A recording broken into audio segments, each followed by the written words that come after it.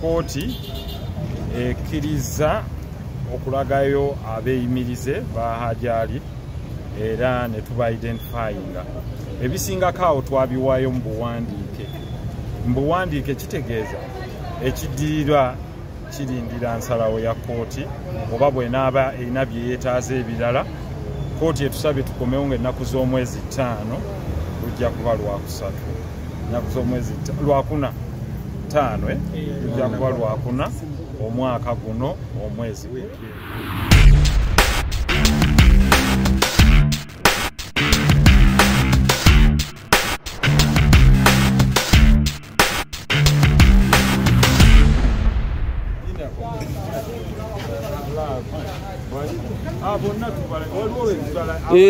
betwa fenna be baganidde wamonda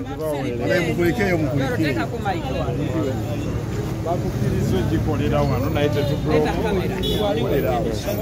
Haji Musembeze kakati tuvuddeyo era obuvunaanyizibwa bwaffe tubutuukiriza. Ekisooka kooti ekkiriza okulagayo abeeyimirize ba Hajjali era ne tuba identifyinga. Ebisingako awo twabiwaayo mu buwandiike. Mu buwandiike kitegeeza ekiddirirwa kirindira nsalawo ya kooti oba bw'enaaba erina bye yeetaaza ebirala. Kooti etusabye tukomewo ng'ennaku z'omwezi 5 lujja kuba lwakusatu. Ennaku z'omwezi lwakuna 5 lujja kuba lwakuna omwaka guno omwezi siyinza kubabuulira kye tusobola kusuubira kuba siri kooti, naye kooti yejja kukola omulimu gwayo. Naye mu mbeera yonna mbeebaza okubeera nga temutendewalirwa, naffe tetutendewaliddwa, naye ate mmwe muli banjawulo kubanga muyimiridde mu musana muzze mu nkuba ne mubaawo ne babatangidde okuyingira era musigadde nga weemuli. Mukama Katonda abasiime ate era abasasulemu empeera esinga oba eyenkanankana n'ey'omusiibi. Buli omu addeyo asabe, mubeere bakusaba. Ababaddeyo bajja kubabuulira nti bannaffe bagezezaako buli bukodyo obw'okulemesa process eno okutambula n'okugezaako okwebulankanya nga bagamba nga 5 tebajja kubaawo, ate byonna byabulimba. So ekyo kiraga abantu abaliyo nti bw'oba toliiko wuwo akulwanirira oyinza okuvundira ddala mu kkomera nga bwe kiri. Saba Mukama Katonda abansiimire era mubeere bulungi. Mwebale nnyo mwebale. Tweyanziza okulwanirira eddembe ly'abasajja.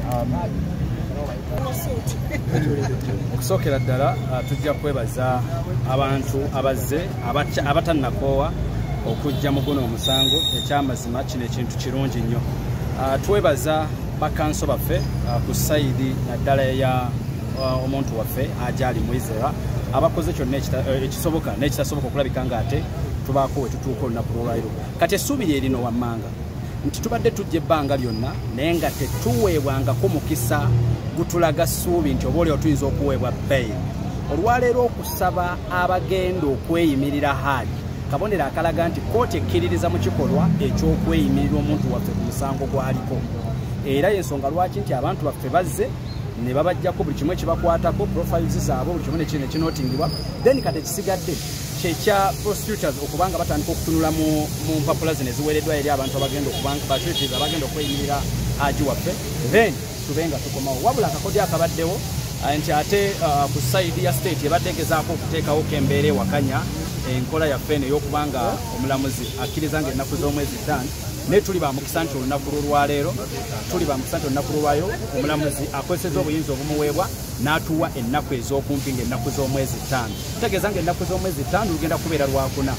Ebbanga eryo teribeera ddene naddala ku musango gufaanako bwe gutyo nti era sipiidi ekozeseddwa. Njagala kuzzaamu essuubi mwenna abali ku sayidi ya Hajji, mwenna nti guno omusango guvugiddwa ku sipiidi, tokoowa kubanga abantu abasinga ne kooti eno esookerwako amaloni emyezi 6 babaweddembe sokoleke babaweddembe leka sokoleke papa babaweddembe okuviira ddala olunaku lwakwatiddwa mpaka emyezi 6 lwegiggwako. Naffe tuli bamukisa nti wali twayanguwayo ate ne wano mu high court olaba nti ekintu kiri mu kwanguwa nga tugenda mu bail application. So tuli bamukisa era nyina essuubi nti ku lunaku z'omwezi 5 nga lwe lwokuna lwa wiiki eno nti omuntu waffe agenda kuweebwa bail ate nga tewali mbeera yonna ewakanya newankubadde nga ate owa state abadde alaga nti tajja kubeerawo naye omulamuzi akozesezza obuvunaanyizibwa bwe n'omulimu gwenakakasa nti nga 5 tulina okuba nga tukomawo lwera okuna lwa wiiki tusuubire beyiro tusuubire